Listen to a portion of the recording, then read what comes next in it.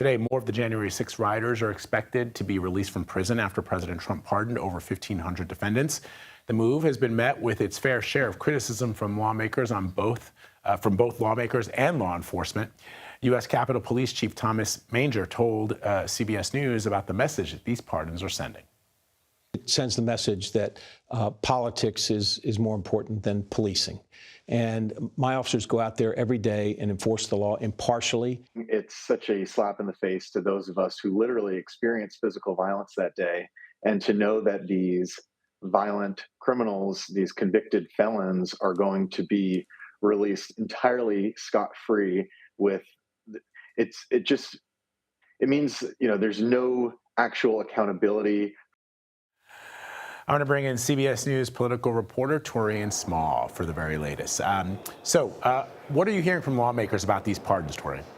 Yeah, Vlad, Democrats are pretty upset by that blanket pardon by the president. A lot of Democrats saying this flies in the face of this law and order presidency that Trump looks to bring to the office. What I am, though, interested in is how Republicans are responding to this. So Senator Loomis, for example, said that though she's uncomfortable by this, this is a precedent set by she's putting the blame squarely on Joe Biden for setting this precedent of doing some unusual pardons.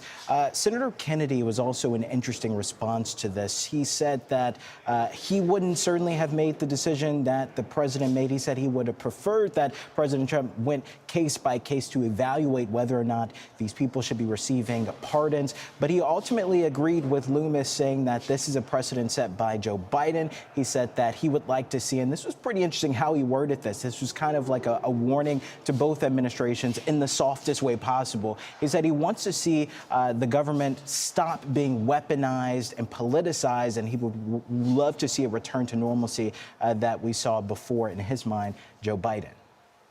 There are reports, Taurean, of Senator Joni Ernst introducing legislation to prohibit federal funding for Planned Parenthood. What are you hearing about that?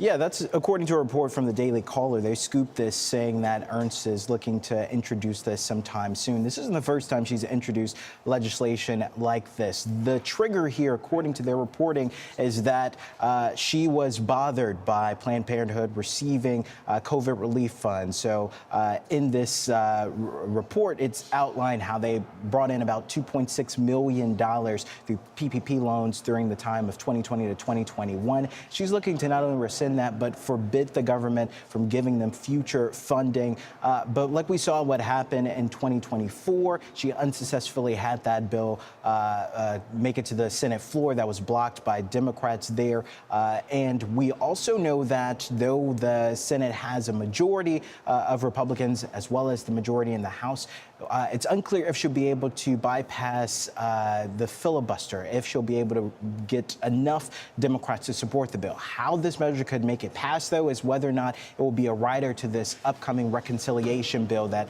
Republicans are looking to add. So if she attaches it to that, there could be a pathway to blocking funding for Planned Parenthood moving forward. All right, we'll be watching. Taurean Small, thank you very much.